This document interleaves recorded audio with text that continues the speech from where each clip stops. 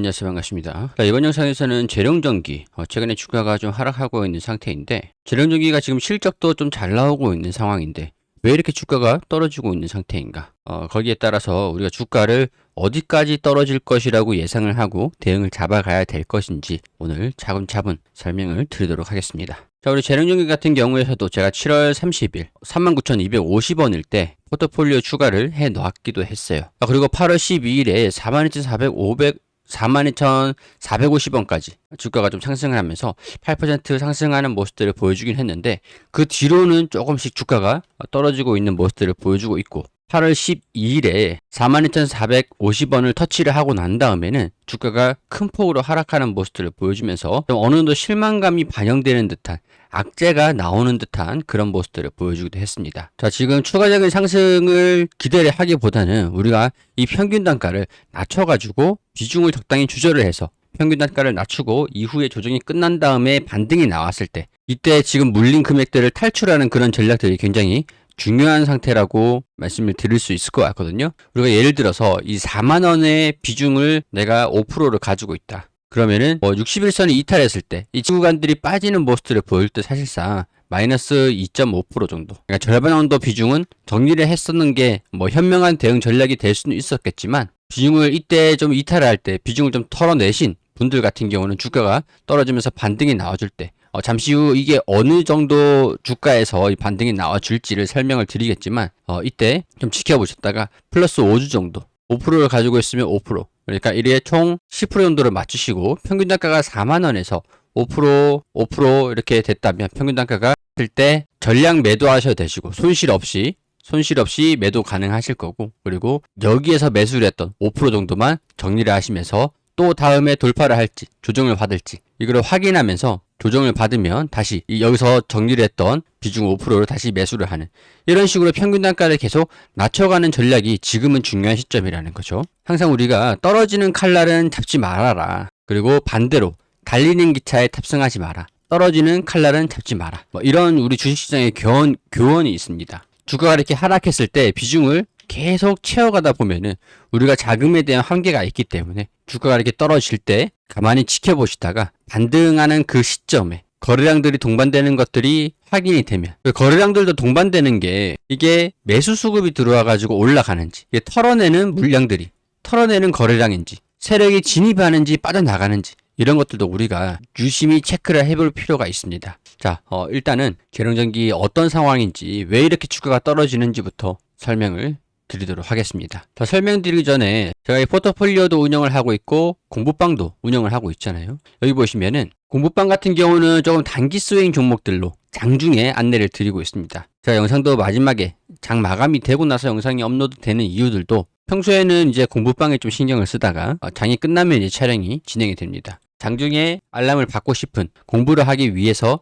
지켜보시는 것만으로도 굉장히 도움이 되실 거기 때문에, 이건 이제 중장기 종목으로 종목들 하나하나 추가해서 영상으로 업로드를 해드리고 있죠. 근데 이게 전부 다 무료로 진행을 하고 있습니다. 영상 하단 댓글 클릭하시면 해당 페이지가 나오게 되거든요. 이 페이지에서 해당 링크, 자, 이 링크 클릭하시면 공부방에 입장이 가능하시고, 이 링크 클릭하시면은 구독을 하셨든 간에 안 하셨든 간에 누구나 이 포트폴리오를 전부 다 확인하실 수가 있어요. 다 무료로 열려 있는 곳이니까 짧게 간단하게 구독하셨는지 안 하셨는지, 선호하는 스타일이 어떻게 되시는지, 그런 것들 간단하게만 입력해가지고 보내주시면 됩니다. 자, 우리 공부방에 한국선제 1차 상승 VI 발동되면서 강하게 급등하는 모습을 보여줬죠. 이렇게 실제로 매매를 안 하시더라도 지켜보시는 것만으로도 왜 이 종목이 상승하는지 충분히 공부가 되실 거라고 생각합니다. 자, 우리 재룡전기 이제 설명을 다시 이어가도록 할게요. 재룡전기 같은 경우는 우리 전력설비 기업이기 때문에 이 전력설비 업황,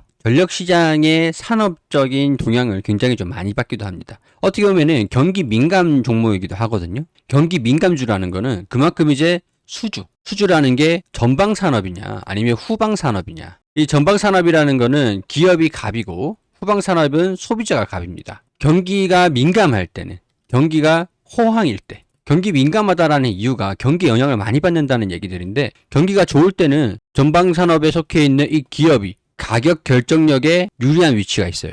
그러니까 수주가 계속 들어오니까 이 가격을 결정을 할 수가 있고, 납품을 좀 빨리 해달라 요구를 하면은 프리미엄 붙여가지고 프라이스에 조금 더 높은 금액을 붙여가지고 선별적으로 수주가 가능합니다. 돈 안 되는 거는 굳이 팔 필요가 없는 거죠. 매출을 끌어올리기 위해서 억지로 물건을 할인할 필요가 없는 거고. 자, 그런데 경기가 안 좋아질 때는 구매를 안 해주면, 경기가 안 좋으면 구매력이 떨어지기 때문에 경쟁력이 다른 기업들과 경쟁을 강화하고 할인이라든가 마케팅 이런 비용들이 상대적으로 많이 나갑니다. 경기가 안 좋으면 안 좋을수록 매출이 떨어지게 되고 영업이익이 떨어지니까. 자, 근데 지금 호황이라고 볼 수는 없는 상황이지만 전체적인 경기는 그렇지만 전력 설비 이런 기업에서는 이런 산업 내에서는 호황이라고 할 수 있기 때문에 이 전방 산업에 위치해 있는 기업들의 주가가 대체적으로 긍정적인 움직임들을 보여주고 있다라고 말씀을 드릴 수 있을 것 같아요. 자, 해당 기사를 보시면은 재생에너지 8.5%인데 29%로 급증을 예고하고 있다. 국제 전력 시장에서 재생에너지 비중이 8.5%로 2001년도 대비해서 급증했다. 국내 전력 시장에서 오늘 2038년까지 이 비중을 29%까지 확대한다는 계획이다. 그리고 서해안 에너지 고속도로 구축을 하면서 전력 인프라 업계의 최대 하도로 떠오르고 있는 이 국내 해저 케이블 기업들이 초고압 해저 케이블 525kV 케이블 기술을 역량으로 추가해서 이 해저 케이블 시장을 선두로 이끌고 있는 게 LS전선 그리고 대한전선이라고 많은 분들이 알고 계시죠. 최근 태양광 풍력 확대되는 재생에너지 공급과 선진국의 전력망 이런 초고압 해저 케이블 수요가 빠르게 성장을 하고 있다. 자, 이런 것들은 국내외 글로벌적인 트렌드이기 때문에 이 전력 수요가 데이터 센터라든가 미국 같은 경우에는 노후화되어 있는 공급망, 전력망을 교체를 하는 그런 수주들이 최근에 굉장히 많이 들어와주고 있기 때문에 유럽이라든가 미국, 우리 한국 같은 경우에서도 그리고 일본 같은 경우에서도 이런 전력 설비에 대한 수요, 발전부터 공급을 하고 소비를 하는 그 가정들 전반적인 수주 자체가 성장을 하고 있는 상태라고 할 수 있을 것 같아요. 발전이라고 하면 SMR이라든가 태양광이라든가 원전이라든가 풍력 그리고 수력, 가스 터빈, 화력 발전 등등등 많은 에너지 생산 발전 사업자들이 있겠죠. 에너지 발전이고 이건 이제 발전을 위해서 전력망이 있어야 되잖아요. 기본적으로 전압이 높아지면 높아질수록 초고압 케이블, 전선이 필요한 거고 초고압 케이블도 하면서 일반 가정에 바로 공급할 수가 없습니다. 그럼 이제 변압도 해야 되고 변압된 것들, 초고압 케이블 그리고 변압돼 가지고 송전을 시켜야 되는 송전망 이제 제련전기 같은 경우에는 이 공급 측면에 속하는 이 변압기를 생산하고 납품하는 그런 기업이라고 보시면 됩니다. 자, 그럼 이제 이 소비가 지금 계속 증가되고 있는 건데 이게 AI 데이터 센터라든가 일반 가정과 AI 데이터 센터 같은 경우에 소비가 증가되고 있는데 미국 같은 경우에는 이 전력망 자체적으로 노후화가 많이 되어 있습니다. 예를 들어서 송전망, 전선이 우리가 전력을 그냥 보내면은 에너지가 손실이 발생이 되잖아요. 100을 보내면 80이 도착한다든지 공급 변압을 해야 되고 이 한계를 넘어서면 안 되기 때문에 예를 들어서 이게 300kV짜리 전선이다. 그건 충분히 고압이죠. 근데 이게 120kV짜리다. 그러면은 전압을 낮춰야 되잖아요. 변전을 해야 되고 변압을 또 해야 됩니다. 그런데 이 전선이 송전망 시스템 자체가 공급망 자체가 미국에는 많은 노후화가 일어나고 있는 상태이기 때문에 이런 것들에 대한 교체 수요가 굉장히 많이 일어나고 있는 상황들인데 제련전기 같은 경우에는 국내 기업이잖아요. 근데 북미 쪽으로 공급을 하려고 보니까 이제 관세에 대한 영향에 직면하게 되는 거죠. 트럼프가 이제 관세를 매길 거야 라고 하면서 이 구리 관세도 예고를 했지만 포괄적이 아니라 품목 관세를 진행을 하기도 했고 근데 이 변압기 같은 경우에는 철강이라든가 변압기 자체가 우리 철이라든가 알루미늄이라든가 구리 같은 그런 광석을 주재료로 하기 때문에 철강 관세 쪽으로 품목 관세가 들어가 버리게 됩니다. 자, 그렇게 되면은 북미 기업들이 재룡전기의 변압기를 구매를 하고 싶다고 하더라도 근데 또 이게 관세가 20%다. 당장 20%다라고 결정이 되어 있으면 그렇지만 아직까지 이 관세에 대한 실무적인 행정명령 이런 것들이 확정된 건 아닌 걸로 알고 있어요. 아직까지 불확실성이 많이 완화되긴 했지만 아직까지 해결된 건 아니다. 제가 북미 쪽의 전력 사업자예요. 그래서 재룡전기에 100억 원짜리 변압기를 구입을 하고 싶은데 관세가 20%가 될지 10%가 될지 근데 인계를 받는 게 6개월 뒤 20이 될지 30이 될지 모르는 거잖아요. 그러니까 저 같은 경우에는 이런 불확실성, 가격이 확실하지가 않게 되니까 제가 지불하는 금액이 120억 원이 될지 130억 원이 될지 6개월 뒤면 어떻게 될지 모르기 때문에 차라리 북미 쪽에 있는 변압기 공장 찾아가지고 한 7개월이 걸리더라도 100억 원에 구입을 하는 게 나을 수도 있겠죠. 자, 이런 것들 때문에 재련전기가 실질적으로 수주가 조금 감소가 됩니다. 그동안 이제 수출 비중이 굉장히 높은 상태였기 때문에 북미 쪽으로도 수출이 잘 되고 있었는데 최근에는 수주가 감소됐다라는 게 또 이런 영향이 있지 않았을까. 그게 이제 수출이 감소가 됐다는 게 수주가 이전이 되고 밀리고 감소가 됐다는 게 아무래도 실적에 대한 우려로 반영이 되면서 이런 것들이 주가 하락으로 영향을 받고 있다는 거죠. 그래서 재련전기 같은 경우에는 지금 더군다나 100%를 초과한 공장 생산을 하고 있어요. 공장 가동이 진행되고 있거든요. 그렇기 때문에 캐파를, 그러니까 생산 능력을 늘리기 위해서 북미 쪽으로 공장을 인수를 한다던가 공장을 신설한다라는 얘기들이 나와준다면 이런 모든 리스크를 해소시킬 수 있기 때문에 주가가 상승할 수 있는 가능성들이 있습니다. 자, 하지만 재련전기는 아직까지 이 공장 증설을 발표를 하진 않았었기 때문에 북미 쪽의 영업력 이런 것들에 대한 우려감이 좀 있는 것 같고 공장을 지어놨는데 수주가 안 들어오면 어떡하냐. 뭐 10년 바짝 나오다가 말 것 같으면 굳이 공장 증설을 할 필요가 있느냐. 그런 불확실성이 있을 수밖에 없는 게 소극적이게 진행이 될 수밖에 없는 게 연간 실적이 한 몇천억 이상이 돼가지고 자본 자체가 그동안 자본력이 굉장히 좋았던 기업, 나쁘진 않지만 물론 대기업만큼은 아니다라는 거죠. 북미 쪽으로 진출해서 대기업들이랑 견져서 살아남을 수 있을까? 근데 재룡 그룹 내에 있기 때문에 충분히 가능하긴 하지만 자본이 지금 2천억 정도 있는 상태에서 북미 쪽 공장을 2천억을 투자를 해서 한다고 한들 호황이 지속되면서 얼마까지 성장을 이뤄낼 수 있을까? 약간 그런 그룹 내에서의 불확실성도 있기 때문에 지금은 수주를 집중적으로 하고 있지만 수출을 집중적으로 하고 있지만 국내 쪽에서도 분명히 기회가 있을 것으로 보이기 때문에 국내 시장에서도 집중하는 그런 행보를 보여주지 않을까 그런 생각들이 좀 듭니다. 더군다나 재련전기 같은 경우에서도 비즈니스 서머리 여기 이거 보시면은 미국 시장의 경쟁이 심화돼서 그래서 실적이 하락했다. 미국 시장의 경쟁이 커지고 있는 상황인데 우리가 미국에다가 공장을 짓는다고 하더라도 수주를 받을 수가 있을까? 그런 우려가 있는 상태인데 자, 여기 보시면은 2011년에 인적 분할을 통해서 중전기 사업 부분 그리고 금속 합성수지 사업을 분할을 했습니다. 분할을 하고 난 다음에 변압기 시장만 집중을 하고 있는 상태거든요. 근데 제가 알기로는 그때 당시 분할했었던 산업이 기업이 재룡산업이라고 알고 있는데 주주가 똑같은 상태라고 볼 수가 있죠. 확인이 되죠. 자, 여기 보시면은 나와 있습니다. 재룡전기로부터 인적 분할해서 설립한 전기 기자재 제조기업이다. 송전자재, 배전자재, 지중선 자재, 철도 자재, 초고압 케이블 500kV급 구급률을 주력으로 전년 상반기 대비 지속적으로 성장을 실현하고 있다. 초고압 직류송전 케이블. 그러면 재룡산업이랑 재룡전기랑 인적 분할을 했는데 재룡산업 같은 경우에도 지금 영업이익과 매출 자체가 이렇게 크진 않은 상태거든요. 그럼 미국에 진출을 하려면 재룡전기 혼자서 가야 되느냐? 근데 그건 또 아니에요.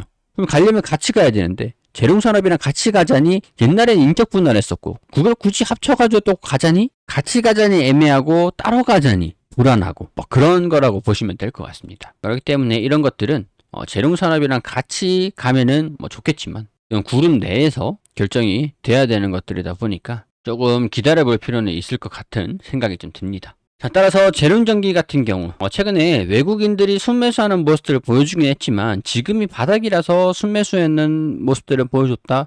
이것들은 확실한 느낌은 좀 아니죠. 재룡산업 같은 경우에도 주가가 최근에 많이 떨어지는 모습들을 보여줬습니다. 외국인들도 좀 대량 매도를 하는 모습들을 보여주고 있는 상태고 그렇다고 이게 업황이 안 좋아서 떨어지고 있는 모습들을 보여주고 있냐? 그건 아니에요 또. 근데 기업의 경쟁력 다른 기업과 싸워가지고 살아남을 수 있는, 이길 수 있는 그런 기술력, 경쟁력 그런 것들에 대한 아쉬움은 뭐 있을 수는 있습니다. 자, 왜냐면 재룡전기라든가 재룡산업 같은 경우 경쟁사가 LS전선, LS일렉트로닉 그리고 대한전선, 현대일렉트릭 그런 굵직굵직한 대기업들이기 때문에 그렇거든요. 경쟁이 강화가 됐다. 이런 기업들은 점유율을 끌어올리기 위한 적극적인 투자를 하고 있습니다. 자, 초고압 변압기 수주 잔액만 1.9조 LS일렉트릭 4달 생산 능력은 3배다. LS 일렉트릭도 초고압 변압기 호황에 맞춰가 생산 능력을 3배 끌어올립니다. 송전에 이어서 배전에 대한 수요 증가도 준비 중이다. 송전과 배전, 이게 재룡산업과 재룡전기, 굵직한 경쟁사가 LS라는 게 확인이 되죠. 초고압 변압기는 발전소에 생산된 전력을 고압으로 변환해서 장거리로 송전하는 데 사용되는 장비다. 신규 수주 물량의 3분의 2가량이 미국에서 발생될 정도다. 재룡산업, 재룡전기 기업을 비중을 합쳐서라도 미국에다가 투자를 해야 되는 이유가 미국이 지금 노다지인데 다른 기업들은 열심히 미국에다가 공장 증설을 하고 있는 상황들인데 여기에 대해서 좀 소극적이다라는 게 적극적으로는 기업의 수급이 그러니까 투자가 들어갈 수밖에 없는 그런 환경이라서 그렇다라고 볼 수밖에 없을 것 같습니다. 자, 재룡전기 같은 경우는 그래도 지금 실적적인 성장 흐름들을 보여준 적이 있었고 영업이익도 1분기, 2분기 매출과 영업이익도 지속적으로 성장하고 있는 모습도 확인이 되고 자본도 꾸준하게 증가되고 있는 상태고 부채 비율도 안정적인 모습들 보여주고 있고 다만 2024년도 대비해서 2025년도 이때는 영업이익이 2024년도보다 성장할 수 있을 모습을 보여줄 수는 있을까?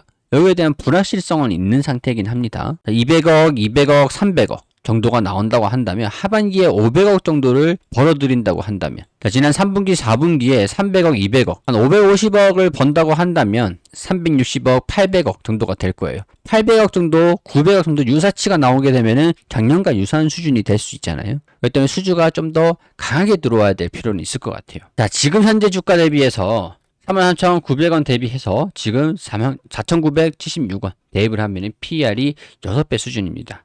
굉장히 지금 고평가가 아니라 주가가 많이 떨어져 있는 상태이긴 하죠. 자, 과거에 해당 거품이 다 소멸되는 과거의 저항이자 직전의 지지 구간이었던 이 3만원대 부분. 지금은 이 부분에서 반등이 나와줄 수 있을지 체크를 해봐야 되겠지만 이 부분들을 이탈하게 된다면 이 3만원 부근에서 제가 아까 영상 초반에서 말씀드렸듯이 이 61선 이런 추세를 되돌리는 모습들 보여줘야 되는 거거든요. 여기 하단에 장기 이평선들이 지금 올라오고 있는 모습들 보여주고 있죠. 이 부분 지금 이 주가가 추세적인 하락 흐름들을 보여주고 있는 상태에서 한번 브레이크가 걸렸습니다. 근데 거래량들이 없었어요. 거래량이 좀 실린 브레이크였다면 여기에서 반등 회복하는 모습들 계속 기대를 해볼 수도 있었을 것 같은데 이 거래량들이 실린 게 조금 부족하긴 했습니다. 저점에서 말이죠. 고점에서 나오는 것들은 이 상단 추세적인 저항이 차익 실현 물량들이 나왔다고 보시면 될 것 같아요. 자, 따라서 지금 현 수준에서 주가가 좀 이탈하는 모습들을 보여준다면 지금 비중을 그대로 가지고 계시는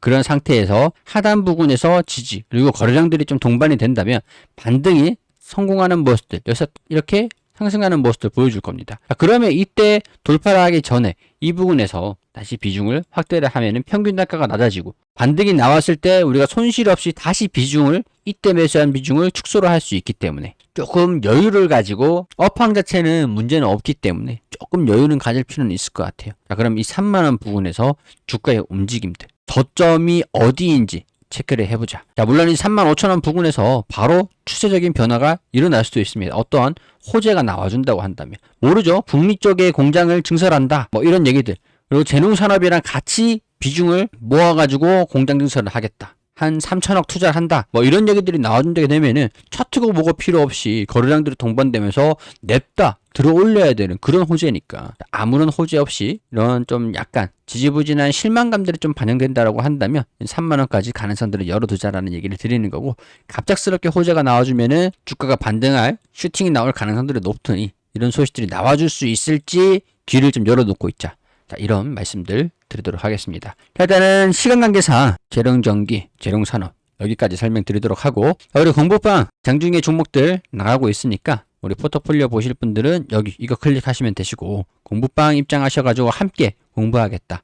이런 기사들, 뉴스들, 정보들, 해석 내용들 그리고 종목들까지 여러분들께 투명하게 모두 공개를 해드리도록 할 테니까 제가 다음에 이 재룡전기를 브리핑 해주셨으면 좋겠다. 이걸 전부 다 무료로 계속 해주셨으면 좋겠다 하시는 분들은 구독과 좋아요 해주셔야겠죠. 자, 부탁드리고 저희 채널도 이렇게 영상 계속 올려드리고 있으니까 구독하셔가지고 좋은 종목들 함께 참고하시면 좋을 것 같습니다. 자, 시청해주셔서 감사드리고 또 다른 종목에서 인사드릴 수 있도록 하겠습니다.